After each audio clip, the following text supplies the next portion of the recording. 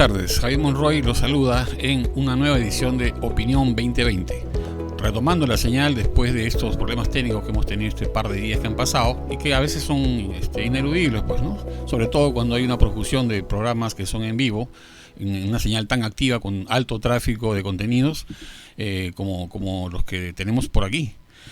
Bueno, el tema está en que seguimos preocupados por esta desafección, esta distancia del electorado con el contexto preelectoral, ¿no? Ya decíamos la vez anterior que, digamos, el ciudadano se encuentra desconectado de lo que significa todo el proceso preelectoral. ¿Por qué? Por la misma debilidad, la fragilidad de las organizaciones políticas, por las imprecisiones, por las irregularidades, por la burocracia que hay en todo este contexto preelectoral, sobre todo de las autoridades electorales, ¿no? Por ejemplo, vemos que hay 3 portales que supuestamente tienen la intención y el propósito de servir de orientación y de información precisa al ciudadano, como son los de la PCM, el propio Jurado Nacional de Elecciones, ¿no es cierto?, y al que se suma el de la Contraloría General de la República. Pero resulta que lo que pretendidamente es un aumento, un incremento de la información, es cierto, lo hay más información, pero al mismo tiempo la calidad ha decrecido. Justamente la PCM, la plataforma digital de la PCM de seguimiento de los candidatos al Congreso, ha detectado una serie de imprecisiones, errores, fallas, contradicciones, que son incluso severas, ¿no? Y muchos de los candidatos que se han visto afectados por información contenida en esta plataforma digital han hecho ver, pues, su descontento e incluso han emprendido acciones administrativas, ¿no?, contra la PCM, justamente por este tipo de información que, digamos, incorpora un factor más de distorsión y de distanciamiento de la ciudadanía y del electorado en ese contexto. Para hablar de estas cosas y de la actualidad del momento, estamos con Miguel Antezana, un consultor experto, senior, profesor, catedrático, magíster de tantas universidades y archiconocido por ustedes. Miguel, bienvenido. Javier, buenas tardes, un gusto estar contigo. ¿Qué tal? ¿Cuál es tu apreciación de lo que está pasando en este contexto preelectoral y además navideño, ¿no? Sí, yo creo que el preámbulo que hiciste está bastante bien, bastante certero. Ahí quizás solamente le agregaría no solamente la desinformación que está causando esto de transmitir algunos datos que no necesariamente son ciertos, sino inclusive que la gente está acostumbrada a que le den todo servidito. Tú has dicho 3 portales, yo le agregaría inclusive que hay unas iniciativas personales y privadas, hay portales en Facebook, en Twitter, que están transmitiendo información poquito a poco de ciertos candidatos que no deberían estar ni siquiera postulando. Pero entonces, ¿qué pasa? El ciudadano que navega en redes sociales, que está acostumbrado a informarse a través de redes sociales, recibe esta información y recién comienza a procesarla. Fíjate que no es de tener la iniciativa de meterse en cualquiera de los portales que tú mencionaste para ponerse a buscar y tomar una decisión, sino que simplemente toma lo que está en el aire, lo que está en las redes, lo que está en el día a día, y quizás solamente por contar con eso, y no solamente con el abanico de información disponible, es que todavía no puede tomar una decisión. Además, si vemos por el lado administrativo, hasta finales de mes es que recién vamos a tener las listas definitivas al Congreso. Porque si bien ya pasó el periodo de presentar las tachas, el periodo para resolverlas vence a fin de mes. Entonces vamos a tener una campaña electoral muy corta, de apenas 20 días en enero, porque nadie creo que se atreva a hacer campaña en Navidad y Año Nuevo, sino que va a esperar que después que comience el Año Nuevo ya comenzar a hacer la campaña, y seguramente nos van a tosigar, nos van a bombardear de ese tipo de marqueteo electoral que no va a contribuir mucho a la toma de decisiones, sino quizás a contribuir a lo que tú decías al inicio, al desapego, a la distancia y hasta el fastidio con este proceso electoral. Así es, Miguel, y justamente la ciudadanía va a acudir a las urnas porque está obligada a hacerlo, si no tiene que pagar una multa. Entonces, exactamente. Digamos, este tema también es un debate de fondo ya antiguo sobre si el voto debe o no debe ser obligatorio. pero eso también acarrea una serie de consideraciones, por ejemplo, de tipo educativo, cultural, informativo, ¿no es así? Ciertamente, yo comparto completamente lo que tú dices. De hecho, yo creo que debería haber un proceso de cultura política para los ciudadanos. Los muchachos desde secundarias, yo siempre he mantenido hace mucho tiempo esto, en cuarto, quinto de media deberían tener un curso de lo que es la ciudadanía, la conciencia política, el qué es ser ciudadano. Cuando éramos chicos teníamos educación cívica. ¿Te acuerdas que había educación cívica? Claro, que de repente era un poco distorsionado, quizás se metía un poco inclusive la instrucción premilitar y todo ese tipo de cosas. Sin embargo, esto comenzó a quitarse, pero ya se fue al extremo. Entonces, los muchachos salen de la secundaria, muchos de ellos con la mayoría de edad, muchos de ellos con la facultad de poder votar. Por ejemplo, hay muchachos que están saliendo de quinto de media ahorita y van a votar en enero. Sin embargo, votan porque saben que si no votan hay multa. Hasta ahí. No votan porque hay una conciencia ciudadana, no votan porque saben que tienen una cuota de poder para elegir a quienes van a representarnos en el Congreso. Eso no se sabe. Simplemente, como te digo, tiene esa información que solamente se ve en las redes, lo que entre ellos se dicen, y muchas veces hay desinformación. Entonces yo creo que esto debería precisamente llevarnos a hacer una serie de reformas estructurales, no solamente a nivel político, a nivel administrativo, a nivel escolar, con lo que estamos conversando en este momento, para que de alguna manera seamos más ciudadanos y no solamente seamos y perdóname la palabra, hasta borregos, que seguimos simplemente corrientes y hacemos cosas porque tenemos que hacerlas, pero no tenemos la conciencia de por qué hay que hacerlo. Esto yo creo que es muy importante y ojalá nos lleve a la reflexión. Sobre ese tema vamos a volver porque es un tema que tiene mucho que ver también con la comunicación, que es el tema que nos apasiona a ambos. Pero yo quisiera volver a la referencia que hacía al principio respecto a esta profusión de plataformas y de portales que pretenden facilitar las cosas para el ciudadano, pero en realidad terminan confundiéndolos. ¿Cómo es así que el portal de la PCM registra apenas 83 candidatos con antecedentes, ¿no es cierto?, penales, judiciales o policiales o lo que fuere, o incluso con algunos otros causas o expedientes abiertos, por ejemplo, de tipo administrativo, con sanciones, con multas o con despidos o con otro tipo de sanciones, ¿no es cierto? Y en otros portales aparece el número de 234. O sea, ¿cómo puede haber esa disparidad, esa diferencia que añade pues o incorpora este factor de distorsión en la información ciudadana, ¿no? ¿Qué es lo que tú puedes comentar sobre eso?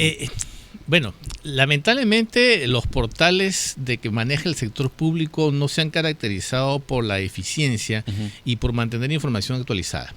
Esto lo podemos reflejar en algo tan simple como lo que se llama el famoso portal de transparencia en las instituciones públicas, en las que tú de repente, hoy estamos primeros días de diciembre, y tú puedes meterte a cualquier portal de algún ministerio o institución pública y quizás puedas encontrar información actualizada de octubre, pero de octubre del año pasado, o en el mejor de los casos de julio de este año.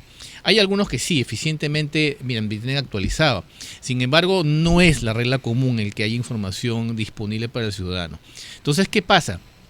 Como el sector público no brinda información oportuna, adecuada al ciudadano, tienen que surgir entonces las alternativas privadas y personales, en el sentido que, como te decía hace un momento, hay cuentas, inclusive en Twitter, en Facebook, que se están manejando y están teniendo más información que los portales públicos que tú acabas de mencionar.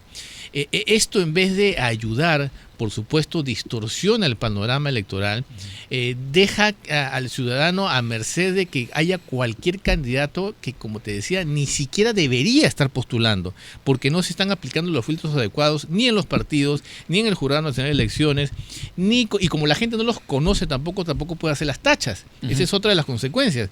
Si yo no sé que tengo en esta lista 3 personas que tienen antecedentes judiciales, tienen condenas, etcétera, pero no lo sé, ¿cómo puedo presentar la tacha? Es más, ¿cuántos ciudadanos saben exactamente que tenían la facultad de en 3 días presentar una tacha a cualquier candidato o inclusive alguna lista de algún partido presentado en ese Congreso? Eso no se sabe. Entonces caemos en este círculo vicioso. Se quiere la participación, se quiere que la gente apoye, haga cosas, pero no tenemos las herramientas adecuadas y el Estado, que es el gran ente que tiene recursos para hacerlo, no está cumpliendo su papel adecuadamente. Correcto. Y justamente sobre ese tema fue consultado el abogado penalista Carlos Caro, quien ha dicho, después de un análisis que él ha hecho con sus colegas, ha dicho que estos portales en general que están diseñados para facilitar la información ciudadana, no tienen una confiabilidad mayor al 70%. Eso indica que hay un error de diseño, un error, ¿no es cierto?, de metodología, o incluso errores tecnológicos, ¿no es cierto?, y sobre todo encargar la información. Es bueno que se siga adelante, se continúe con el proceso de modernización del Estado. Hay una ley de gobierno digital, que es la 1412, que está en vigencia, ¿no?, que obliga a toda la estructura de la administración pública a estar absolutamente informada con datos precisos al día, con portales amigables, ¿no es cierto?, fáciles de consumir por la ciudadanía, pero también tienen que tener mucho cuidado por la hipersensibilidad del manejo de la información, que tiene que ser dispuesta o puesta a consideración de los ciudadanos. Esto me lleva a preguntarte, Miguel, justamente lo que hace un rato decías, ¿no? Y este programa se caracteriza, o pretende hacerlo, de tocar temas que muchas veces en otros programas no se tocan, no se abordan, porque le dan preeminencia a lo que es la coyuntura. Pero a veces, por hacer eso, dejas de lado la estructura, que es lo que a veces impulsa las distorsiones y las fallas en la gestión. Y yo con esto me refiero a lo siguiente. Tenemos que seguir conectados o adaptarse a este modelo de sistema político que está basado en lo que los psicólogos llaman la emocionalidad, porque la razón evidentemente está al final de todo. Nadie se pone a evaluar programas de gobierno, propuestas programáticas, doctrinas, qué sé yo. Todos esos son elementos que ya han sido prácticamente archivados. Y lo que hay en la actualidad es básicamente una necesidad o una urgencia de conectarse con la ciudadanía a través de las redes sociales y, como decía yo, como dicen los consultores políticos, recomendarle a los candidatos que no cometan errores, o el que cometa menos errores será el que tome ventajas a la hora de captar el voto ciudadano. Yo creo que en el Perú hemos estado viviendo y seguimos viviendo un proceso en el que las autoridades o inclusive cualquier grupo de poder, y cuando hablo de poder me refiero a poder económico, poder social, poder político, le ha interesado y le interesa mucho que la gran mayoría o la gran parte de la sociedad esté desinformado, que no tenga la información a la mano. Porque en la medida que no tiene información, entonces toma decisiones a ciegas. O toma decisiones según lo que escucha, lo que le dicen. Y en lo que le escucha, lo que le dicen, está por supuesto la publicidad en todos los sentidos, tanto comercial como a nivel político. Entonces, en la medida que ha estado el ciudadano desinformado, ha cometido errores y decisiones muy malas. Y eso lo hemos visto durante muchísimos años. Todavía seguimos eligiendo el mal menor. Si nos vamos a la última elección cercana, la municipal en el caso de Lima, fíjate que se elige Muñoz no porque Muñoz sea la mejor decisión, simplemente porque los que estaban antes en primer lugar como opciones se fueron cayendo, y se fueron cayendo porque se fueron revelando informaciones a través de las redes sociales. No porque alguien lo haya hecho, no porque el Estado haya participado, no porque los medios de comunicación lo hayan divulgado. De hecho, lo divulgaron después que la gente lo divulgó a través de las redes sociales. Claro. Entonces, ¿qué pasa? Estamos ante un fenómeno comunicacional en la que la gente se está informando mucho más, pero por cuenta propia. No por los portales, no por las empresas, no por los personajes políticos, económicos, sociales, etcétera, sino simplemente porque la gente ya se está dando cuenta y está comenzando a ver muchas cosas.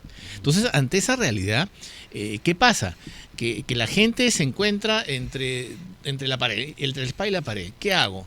O tomo decisiones, sigo tomando decisiones malas, o simplemente comienzo a tomar decisiones sobre la base de lo que tengo. Y ahí empato con lo que tú decías. ¿Y qué cosa es lo que tengo?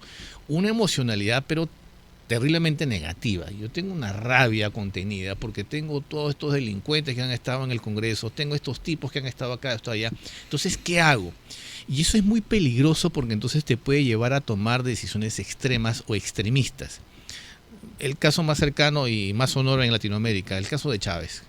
Chávez llega precisamente por el repudio a la clase política tradicional, y en el caso peruano esta alternativa semejante a Chávez se ha ido de alguna manera dibujando hacia lo que es Humala, el Humala preso, no el presidente.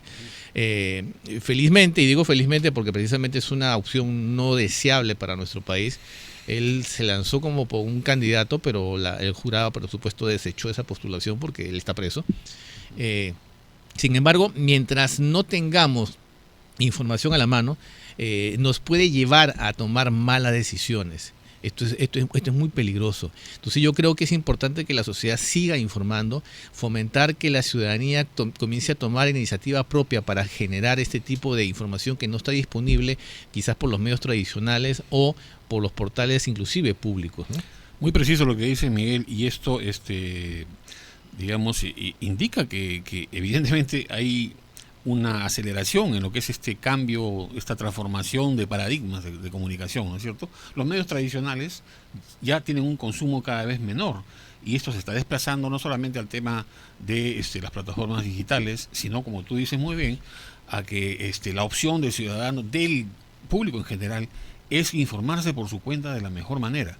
Pero esto me lleva también a poner en cuestión un tema que a veces lo abordamos en la academia también, o en los seminarios o talleres que podemos dictar, en el siguiente sentido. Hay un fenómeno que muy poco se conoce y que no se suele abordar, que es el de la infoxicación, esta intoxicación por exceso de información. Entonces, ¿cómo así la ciudadanía en un contexto preelectoral como este puede tener certidumbres o al menos una base informativa clara cuando hay un exceso, un bombardeo, una saturación informativa por todos lados, ¿no es cierto?, que más bien no le deja tener este tipo de certezas a la ciudadanía, y ellos buscan por su cuenta algunas maneras, algún cable a tierra de donde aferrarse para poder emitir su voto. Y a esto se agrega el tema de lo que yo considero un factor absolutamente tóxico y perverso, que es el de voto preferencial, ¿no? Porque, por ejemplo, la gente dice: yo voy a votar por este candidato aunque no me guste su partido. Pero con eso está revelando su ignorancia o su desconocimiento de que al hacer eso está privilegiando primero al partido. Entonces acá hay varios temas que abordar. Sí, voy a comenzar por lo último. Fíjate que curiosamente yo estoy a favor del voto preferencial. Okay. Lo que pasa es que la estructura en sí, hay otra serie de elementos que hace que el voto preferencial sea perverso. Eso sí. ¿Qué pasa? Si yo tengo un candidato que está en el último de la lista y yo puedo elegir votar por ese número para llevarlo, sí, puede que lo lleve, pero de refilón estoy llevando también a los primeros que están en esa lista. Entonces ahí viene el lado perverso del voto preferencial. Claro. Llevo a mi candidato, pero también llevo a los que no quiero que vayan, que están primero en la lista. Entonces ahí tiene que recomponerse toda la parte de las leyes electorales, normativa electoral, para que precisamente el ciudadano esté más empoderado y pueda llevar realmente a quien quiere llevar. Y no que de refilón estemos llevando a personas que inclusive pueden llegar a ser indeseables. Ahora, con el lado de la intoxicación, el exceso de información, ciertamente, pero yo creo que es parte del proceso. Esto es como un tema, vamos a hacer analogía con el tema de la comida. Es como que si te pusieran todos los días que estés disponible para comer un buffet. Tú el primer día vas a llegar y vas a querer comer de todo, y el segundo y el tercero, pero llegar un momento en que tú dices: ya no puedo más. Y tú vas a comenzar a dosificar y tú vas a elegir qué cosa es lo que vas a comer. Lo mismo pasa con la información. Y establece tus propios filtros. Exactamente. Entonces fíjate que también tenemos el exceso que tienes son las fake news, las noticias falsas. Entonces, claro, como tienes tantos portales de información, tantas fuentes de información, tanta gente que habla, tú lo consumes todo. Inclusive te llega hasta el WhatsApp noticias que tú no has pedido.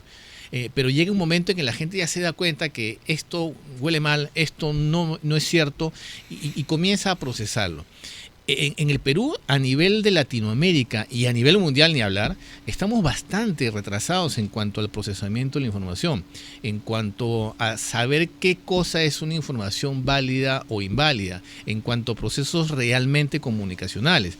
Aquí simplemente estamos parados en el medio y recibimos un bombardeo de todo lado porque no hay este tipo de elementos que nos permite discernir adecuadamente. Entonces, yo creo que es un proceso de madurez que en el caso peruano está tardando más en relación con otros países, pero que lamentablemente vamos a tener que inclusive darnos nuestros golpes para aprender. Ahora ya en el plano político, Miguel, estamos a 72 días de la disolución del Congreso y de la convocatoria de esas elecciones. Pero también, como decimos, una cosa es la realidad y otra cosa es la percepción de la realidad. Son dos fenómenos muchas veces paralelos y muchas veces son divergentes. Pero la gente dice que al principio estaba muy a favor de la disolución del Congreso, que ahora no parece sentir los beneficios de esa medida política que ha sido extrema y radical. ¿Cuál sería tu opinión sobre esto?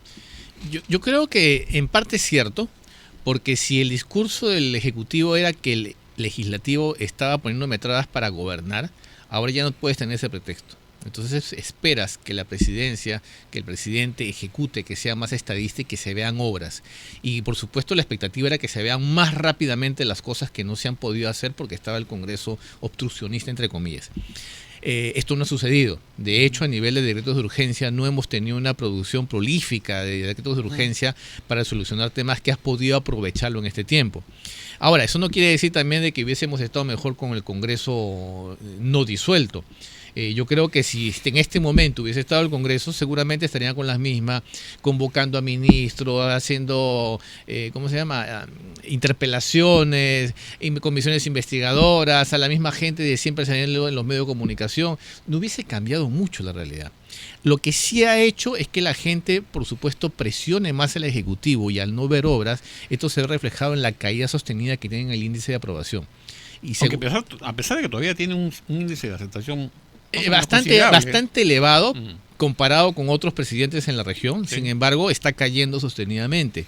Y cuidado que en el Congreso que tengamos elegido en enero y que más o menos asumiría en febrero, sea peor que el anterior. Eso sí sería terrible, porque entonces caeríamos de nuevo en el mismo cuento de que el presidente no puede trabajar porque tiene un Congreso obstruccionista, pero aquí no lo puede ya disolver. O sea, tiene que convivir con este Congreso hasta julio del 2021.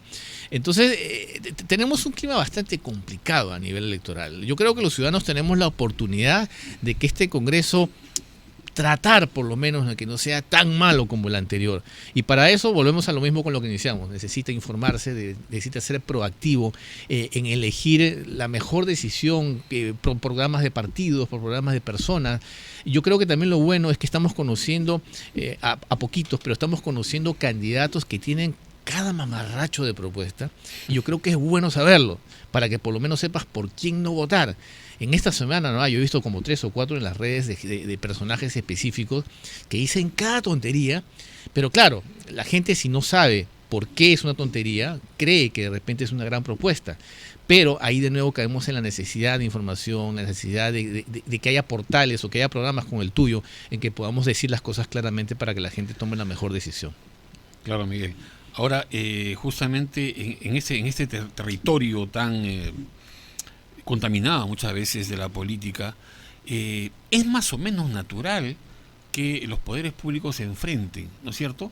Pero cuando eso ocurre en un régimen absolutamente presidencialista como el peruano, ¿no es cierto?, donde el control real del poder lo tiene el presidente de la República, porque eso es ¿por qué digo esto? Porque eso pone en cuestión este manido argumento del equilibrio de poderes, el check and balance, ¿no?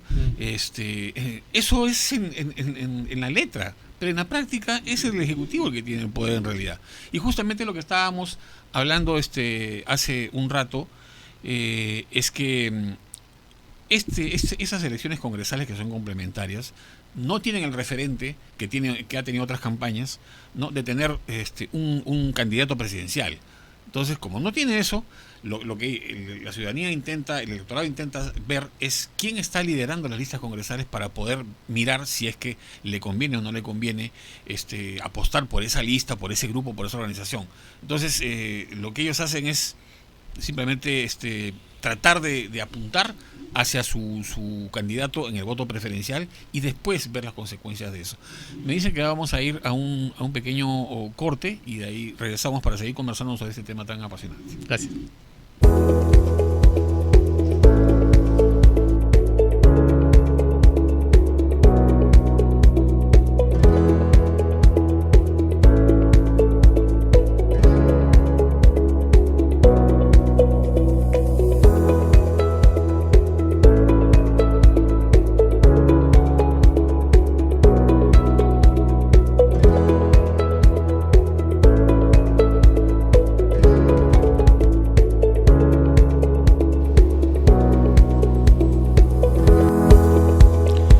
Amigos, continuamos aquí en Opinión 2020. Javier Monroy aquí en la conducción y dirección del programa.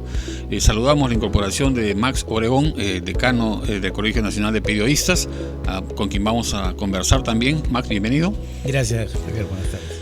Bueno, primero algo sorprendidos porque estabas postulando por Perú Nación a una vacante en el Congreso, ¿no? Y mucha gente del gremio estaba esperanzada en que pudieras llevar la voz del gremio al Parlamento. Pero cuéntanos, ¿cuáles han sido los motivos de tu decisión? Mira, es una decisión que la he evaluado en los últimos 3-4 días, incluyendo en la Asamblea Nacional que hemos tenido el fin de semana en Arequipa, la Asamblea Nacional de Decanos, y con los nuevos miembros. Yo no tengo ningún impedimento estatutario para ser dirigente y postular, mucho más que me voy al 31 de diciembre. Sin embargo, algunas voces de gente que no necesariamente es miembro del colegio, pero sí hacen alguna actividad profesional, como que empezaron a cuestionar que yo estaba utilizando la institución para ello.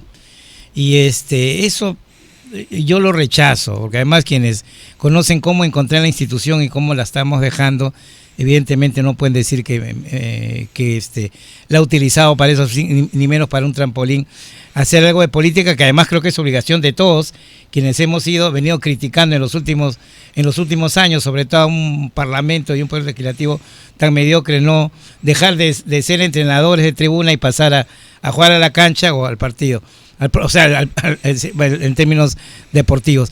Entonces se hizo, pero estas personas como que pareciera que quieren cuestionar algo. Todavía hay algunas voces de gente que logró ser apartada por algunas cosas. No nos trajeron a la institución en los últimos años, durante 2 décadas, a niveles muy, muy lamentables. Se ha recuperado. Entonces, lo que no quiero, además estando en una campaña tan corta, que lo máximo que he hecho desde que me inscribí hasta el día de ayer han sido un par de fotografías y algunas entrevistas en medios que sí me han hecho. Sí hace una referencia pues al cargo que tengo aquí, pero mi campaña, o la campaña, es tan corta que debería hacerla a partir del 1 de enero, que es lo que estaba proyectado. Pero el cargo lo voy a entregar el 9, oficialmente, en una ceremonia en el Teatro Municipal, como siempre, en el nivel que se merece. Entonces, y quiero además tener la satisfacción de entregarle a mi legítima sucesora, como es la periodista Ligia López de Castilla, el cargo, y hacer además un balance público de lo que corresponde a esto. Y entonces la evaluación esa me ha determinado a llevar, por lo menos en esta etapa, a renunciar. Entre periodista y político, sigo siendo periodista primero. Esa es la decisión. De donde esté voy a seguir apoyando. No descarto en el futuro inmediato lo que vaya a hacer, pero desde donde esté, íbamos a llevar la voz de los periodistas en algunos temas, el tema de medios de comunicación, propiedad de los medios del Estado, que resulta muy importante a raíz de lo que pasó con Ocoya, que de nuevo sirve para tocar este tema. Y bueno, esa es la decisión tomada y que a estas alturas ya es irreversible. Ahora, permíteme, yo tengo que decir algo porque conozco tu gestión de cerca, y este año me tocó justamente incorporarme como miembro honorario, gracias a la gentileza de ustedes. Pero me parece que quien ha dicho eso realmente no tiene fundamento alguno para decir que usas el colegio como plataforma, porque evidentemente están ahí los resultados visibles, ¿no es cierto?, palpables de, por ejemplo, procesos de capacitación, iniciativas de todo tipo para incorporar a mayor cantidad posible de profesionales al gremio, una serie de medidas que se han adoptado en los 2 años de gestión que has tenido y que han sido absolutamente gremiales y profesionales y nada político. Entonces a mí me llamó la atención la razón que dabas, pero bueno, respetamos tu decisión, por supuesto, y te seguimos apoyando, ¿no? Gracias, Javier. Sí, es un tema que había que decir. Nos ha costado mucho en términos de grupo, de las directivas que han asumido, las que continúan, que vienen de unas muy profesionales. En el caso de Lima, con Ricardo Burgos también, que repite. Nos ha costado mucho, como que para ahí alguien suelte una sombra de sospecha, ¿no? Entonces, preferimos hacer esto, sigue incorporándose gente. Tenemos la próxima semana 2 miembros también de lujo en incorporación. Estamos incorporando como honorario a Hugo Neira, nada menos, y a Marco Martos, el presidente de la Academia Peruana Española de la Lengua.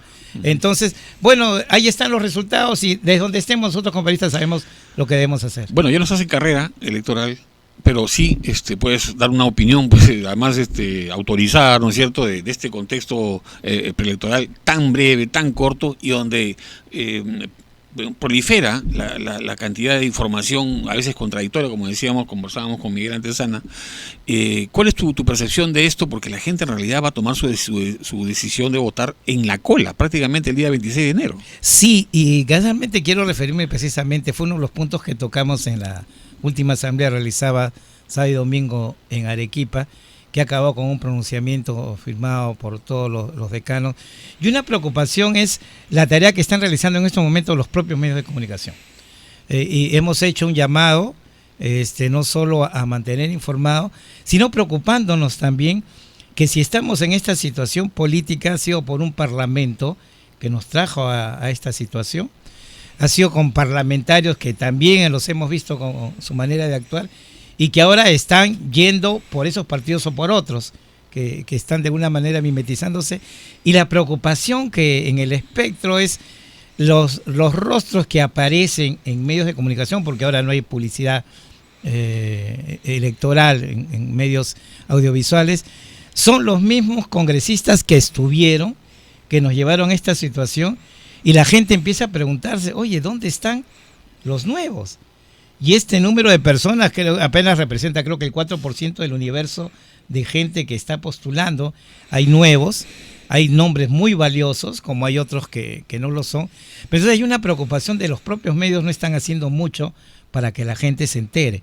Estamos haciendo un llamado para que los medios difundan de manera correcta, den posibilidades y que no se tenga esta sensación por descuido, porque a lo mejor los otros ya han aprendido cómo situarse en medios, de que aparecen los mismos rostros, que aparecen las mismas voces, y al final la gente está diciendo es más de lo mismo, y que va a llevar a esto que estás mencionando, Javier, o la votación en la cola, o a un vicio, o a un blanqueo de votos. Uh-huh. Recién se están dando cuenta a raíz de un programa televisivo el día domingo. Hay un candidato, Brian Russell, que es representante de los chicos con síndrome de Down, que además es colega como nosotros, licenciado de la Universidad de USIL, y recién aparece un nuevo rostro, y a partir de esa exposición está replicándose un nuevo rostro que estoy convencido que seguro va a estar. Además estoy yendo en Perú Nación.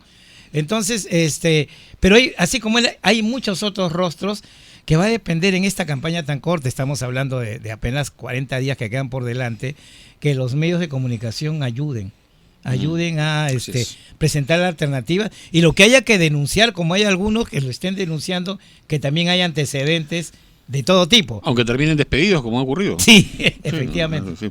Bueno, yo quisiera ahora abordar con ustedes dos el siguiente tema, ¿no? Porque justamente estábamos recordando que estamos en el día 72 de la disolución del Congreso, una medida radical, extrema, crítica, ¿no es cierto?, que se tomó en su momento y que ha sido respaldada por la mayoría de la población, ¿no es cierto?, pero justamente entre las cosas que se invocaban en lo fáctico era que se había convertido el Congreso en un aparato obstruccionista que digamos que amenazaba la gobernabilidad, y que el Ejecutivo estaba absolutamente con las manos o con los brazos cruzados, y entonces esta ha sido una medida que se ha adoptado. Pero también conversábamos hace un rato que es más o menos natural el enfrentamiento entre los poderes públicos, sobre todo en el Ejecutivo y el Parlamento, pero que en aras de la calidad de vida de la ciudadanía y del modelo democrático, deberían saber dialogar, negociar, transar para poder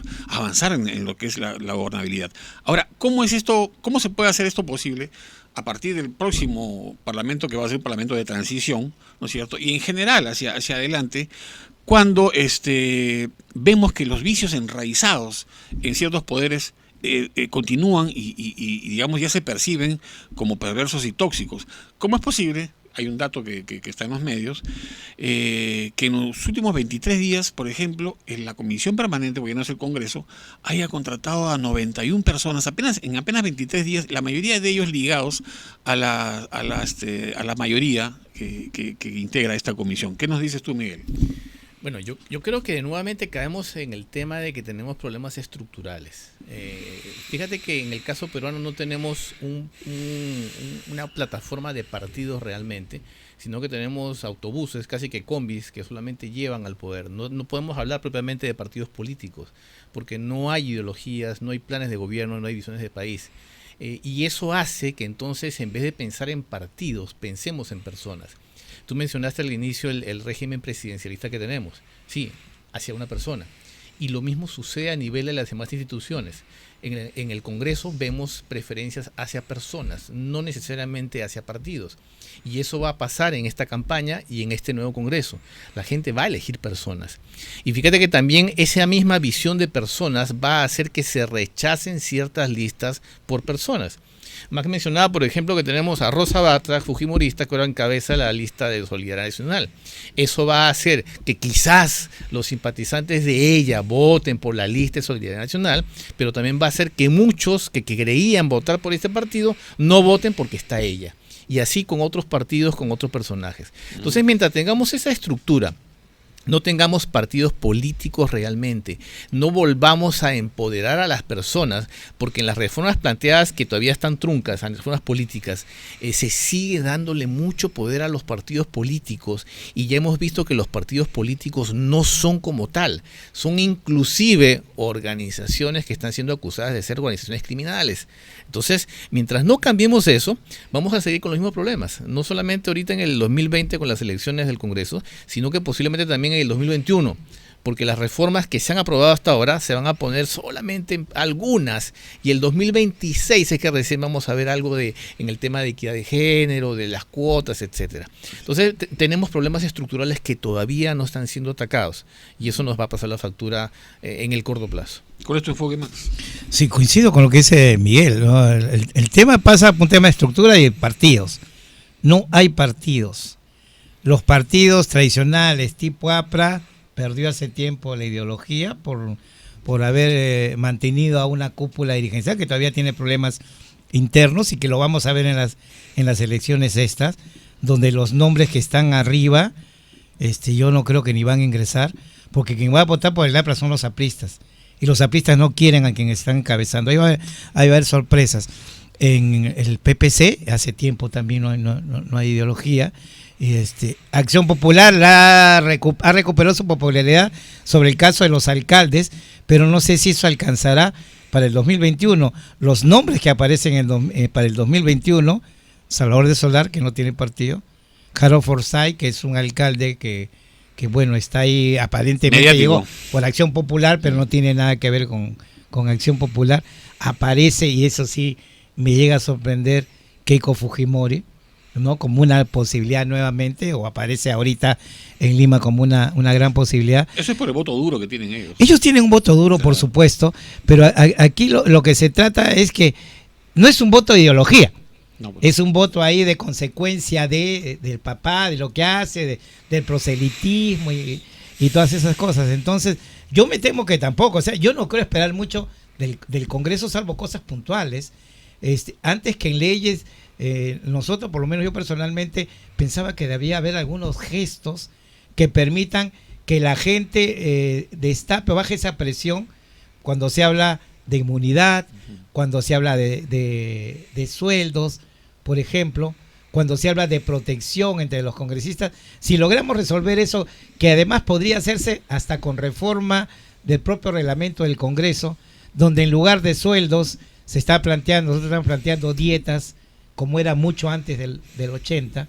Entonces, por lo menos esos gestos podría en la ciudadanía empezar a creer en un poder legislativo, que no lo cree ahora. Sigue siendo de las instituciones la que peor es, muy al margen de que efectivamente lo que hizo Vizcarra, que fue para muchos una posibilidad de entusiasmo, entre los cuales me encuentro.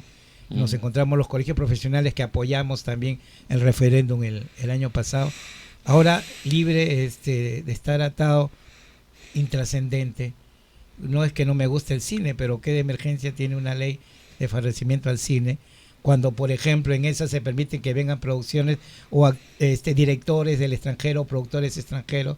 ¿Qué facilidades habría para una empresa constituida en el Perú, que las hay en un montón, ¿no? Entonces, se ha perdido la posibilidad, está llegando con un desgaste fuerte, más el tema que hemos visto del donde está involucrado su ministro de Transportes. Así es. Una persona que ya también estuvo y que a todas vistas es protegido, por lo menos es arropado por el presidente. Es cierto. Ahora, tanto que hablábamos del tema de la importancia de la información de la que debe disponer el ciudadano, ¿cómo así? A ver, si estamos todos de acuerdo en que el ciudadano está más empoderado para informarse por sí mismo, ¿no es cierto? Busca sus filtros, establece sus mecanismos y a veces sabe incluso lidiar con las fake news y con los procesos de manipulación o desinformación que son muy comunes en estos contextos. Pero, por ejemplo, mucha gente todavía se cree los discursos populistas de los candidatos al Congreso. Hay candidatos que dicen: yo voy a terminar la interoceánica, yo voy a extraditar a Alejandro Toledo, o yo voy a meter a la cárcel a los empresarios de Confiep. Entonces son cosas que, claro, son muy efectistas, ¿no? Muy ruidosas, pero en realidad ellos no tienen esos atributos ni esos poderes. ¿Tú qué dices, Miguel? Sí, como tú dices, hay mucha información. Quizás el ciudadano tiene una mayor cantidad de fuentes de información ahora, pero quizás no tiene el suficiente poder de decisión para tomar, valga la redundancia, de decisiones. ¿Por qué? Fíjate que el tema de la conformación de las listas, cómo se ha manejado. Esta vez, para este Congreso se manejó a la antigua. Es decir, que los partidos hacen su lista, hacen un parapeto de Congreso y que la gente vota. En realidad esas listas fueron armadas como hasta ahora se venido haciendo. Supuestamente, para las elecciones del 2021, debería haber democracia interna. Entonces ahí el ciudadano debería tener el poder de colocar en la lista a quien debería ir. Entonces, ¿qué pasa? Este Congreso, en el que las cabezas de las listas son mayoritariamente los políticos tradicionales y que posiblemente puedan llegar al Congreso, ellos no van a cambiar la regla de juego para el próximo periodo. Ellos no van a llevar adelante las reformas políticas que debería llevarlo un Congreso de gente totalmente nueva, que ahí sí permitiría que las cosas cambien. Porque si es una persona nueva, joven, que de repente tiene una conciencia ciudadana, política, y sabe que va a estar solamente 1 año, 4 meses en el Congreso, y que no puede reelegirse, mira, él se la juega. Vamos a agarrar y quitamos la inmunidad, ponemos las dietas en vez de sueldos, hacemos esto, pum, pum, pum, pum. O sea, 1 año y 4 meses, pero hago desastres, pero en términos populismo positivos. Puro. Pero en términos Claro. positivos, ojo. Ya. En términos positivos. O sea, yo no le debo a nadie, me voy, pero dejo esto. Pero lamentablemente yo creo que no va a pasar eso. Porque va a haber mucha gente del Congreso anterior o políticos tradicionales que no van a querer cambiar la regla de juego. Entonces, esto es una contradicción, es una contradicción de que entonces, vuelvo a lo que tú decías, tengamos tanta información, pero que no podamos tomar decisiones con ellas. ¿Por qué? Porque entonces la regla de juego todavía se siguen manejando desde las cúpulas tradicionales, de las cúpulas de los políticos tradicionales, que sí, yo creo que hay que renovar completamente, hay que sacar a esa gente de alguna manera. Según ustedes, ¿cuál debería ser entonces la naturaleza de este Congreso que tiene menos de 1 año y medio? Es un Congreso de transición. ¿Qué debería ser? Porque reformas políticas o estructurales no las va a hacer. No las va a hacer. ¿Qué sería? Pero sí, yo coincido en que hay un montón de gente nueva que quiere. Yo he conversado con gente de otras agrupaciones, más o menos coincidimos, no reelección, no, inmunidad solamente para el tema de fiscalización, dietas en vez de sueldo, gestos que permitan, pues sí, pues nosotros no vamos a repetir y los que vienen que van a estar con van a tener que aceptar. A ver que los nuevos se atrevan a retroceder. Pero sí, hay mucha posibilidad que ingresen de los anteriores o muchos que no estuvieron, pero también piensan de la misma manera. Esto me lleva a pensar si no estamos... deberíamos ya entrar al debate más serio si el voto debe ser voluntario o obligatorio. Eso decíamos hace un rato. Porque lo que tú dices, cuando se ofrece tanto y sin sentido, pues la gente como tiene que obligación de votar, ya pues ahí empiezo a tal o cual persona, o nos acordamos de la que se pintó la nalga con 13 o cosas como esa, ¿no? Entonces, pero deberíamos, y que asuman las consecuencias de aquel ciudadano que sí, pues se la jugó, fue a votar, y no de alguna manera obligado, y al final, como dices, en la lista empieza a decir por qué lo hace. Sí, pues sí, el tema de fondo es ese, ¿no? Si el modelo democrático como se conoce actualmente debería, digamos, mantenerse así, y las reformas políticas que haya que hacer, incorporarlas gradualmente, pero los vicios, las costumbres arraigadas, en la idiosincrasia, en la mentalidad de la ciudadanía, está ahí. O sea, es muy dependiente de lo que dicen los políticos tradicionales, y eso yo creo que no va a cambiar en mucho tiempo. Yo creo que todavía no estamos preparados como sociedad para pasar de un voto obligatorio a un voto voluntario. ¿Por qué lo digo? Porque si tú dejaras que el voto es voluntario, fíjate que nuevamente saldría de una u otra manera, así la ley diga que no puedes dar dádivas, de alguna u otra manera habría la perversa situación en la que yo voy a mover gente para que vayan a votar. Si tuviésemos una sociedad consciente, preparada, educada, y haces el voto voluntario, fíjate que entonces la gente consciente, educada, preparada va a ir a votar, porque sabe que es un deber ciudadano, porque sabe que tiene el poder en sus manos de elegir a alguien. Pero así nomás, el primer efecto de un voto voluntario sería el ausentismo, ¿o no? Grandísimo, claro. Entonces, ¿qué? Pero entonces podrías decir, pero no importa, entonces los que van a votar son los que saben. No, pues, ahí viene el juego. Por eso digo, si estamos, como tenemos el nivel de sociedad, el grandísimo nivel de ignorancia política en nuestra sociedad, va a hacer que entonces promuevas que vaya a votar precisamente esa gente, y que yo le dé algún incentivo para que vaya a votar. No, es voluntario, no voy. Como no van a poner multa, no voy. Bueno, pero yo te puedo dar un incentivo para que vayas. Ajá. Entonces ahí se presta la manipulación. Vuelvo y repito, si tuviéramos una sociedad educada políticamente, no sucedería eso. Por eso digo que no estamos preparados todavía para ese salto. Max, Miguel, un tema que podría ser calificado como no políticamente correcto, pero que está ahí. La gente se queja de la calidad de los congresistas y de los políticos en general.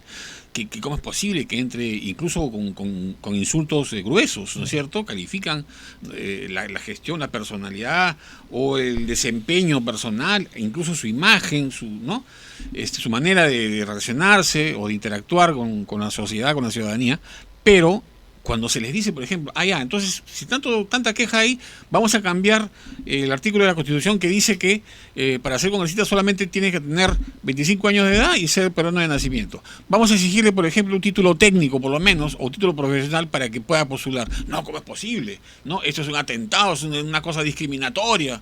¿Qué es esto? ¿No? ¿Dónde está la inclusión? Entonces, ¿en qué quedamos? ¿Qué hacemos? Sí, efectivamente. Y ahí volvemos a lo que es la crisis de partidos, creo, la estructura de los partidos, que son quienes al final representan, y ya hemos visto la gran mayoría de partidos, además, que llegaron al poder, cómo están. Incluso el caso lamentable de César Villanueva, lideró un movimiento en la selva, Nueva Amazonía. Él fue el líder de la agrupación que ha ido varias veces, además, en la selva, ¿no? Entonces, la cosa está, ¿cómo se hace? ¿O cómo hacemos? Esa es la gran pregunta. ¿Cómo se hace para solucionar y no tener ahí líderes que al final lo único que están haciendo es conquistar el poder, ya sea legislativo, el poder regional, el poder local, y a partir de ahí sacar beneficio personal? Pregunto, ¿cuántos gobernadores regionales hubo, incluyendo el anterior de Ayacucho, que estuvo preso, o Grospoma, creo que Enrique Grospoma, no recuerdo mal su apellido? Al año ya lo metieron preso, lo acusaron de que $6 millones se había levantado. Estuvo un año, ya regresó y terminó el gobierno, ¿no? Entonces uno llega a preguntarse, a lo mejor sí, pues me levanto 6, separo 2 para romper mano después y pues salgo libre, ¿no? Son preguntas que uno con la malicia de periodista la hace, ¿no? Entonces, ¿y cuántos más podrían estar pensando así? Ese es un tema muy, muy grave, es un problema totalmente estructural. Coincido con lo que dice Miguel o con lo que dices tú. ¿Cómo hacemos? Pero si no hay una reforma constitucional, si de verdad para la próxima no hay democracia interna representativa, a través de elecciones internas, que además deberían ser simultáneas. Esa fue una propuesta que hicimos como colegios profesionales. ¿Por qué? Eso evita que, por ejemplo, alguien perdió en una elección interna y a la semana siguiente que haya en otro partido, otra agrupación, postule por ahí. Al hacerla en simultánea, se evita este juego también perverso de postular a comprarse varios boletos, ¿no? Entonces, pero va a depender, o sea, este año y medio debería ser la gran posibilidad de aquellos que, como no van a repetir, se la jueguen. Hay gente muy buena, en diferentes, ¿ah? Yo conozco varios nombres en los diferentes partidos, y sobre todo en aquellos donde no se han metido topos. Entonces, esta es la posibilidad, la única para nosotros, ese mensaje. Vota por quien te parezca mejor, pero recuerda que hay algunos que nos trajeron esta situación y están volviendo a postular por sus partidos o están postulando por otras agrupaciones. Miguel. Bueno, un mensaje Vamos final. cerrando ya. Sí, un mensaje final. Señores, elijan por el número que quieran, en el partido que quieran, pero a la mejor persona. Aprovechen la última oportunidad de utilizar el voto preferencial. No va a haber más voto preferencial. Hay un riesgo siempre de llevar a los primeros de la lista, que pueden ser personas que no queremos que estén en el Congreso, pero en la medida que la gente ejerza el voto preferencial y lleve a la mejor persona de la lista, yo creo que vamos a minimizar un poquito este Congreso que queremos que sea mejor que el anterior. Una palabra final, Max. No, agradecerte, Javier, la posibilidad de haber estado acá, igual a Miguel por compartir la mesa, y efectivamente tenemos poco más de un mes para evaluar bien. Voten por quien prefieran, recuerden también aquellos nombres que nos han traído esta situación. Lo importante es que tenemos la posibilidad en redes de escudriñar a cada uno. Va a depender en este año y medio de quienes estén en el Congreso de la posibilidad por lo menos de algunos pequeños cambios, pero importantes para el futuro. Ciertamente me sumo al pedido y a la reflexión que hace tanto Miguel como Max respecto a que usted, señor elector, amigo elector, ciudadano, usted tiene el poder. Y ese poder nace muchas veces de la información. Entonces lo que tiene que hacer es tener mucho cuidado con el nivel de información que está a disposición, qué cosa es lo que es confiable, creíble, y qué cosa es lo que finalmente le va a ayudar a tomar una decisión informada. Que sea de la mejor manera, y ya estamos conversando con ustedes, regresamos mañana. Muy buenas tardes.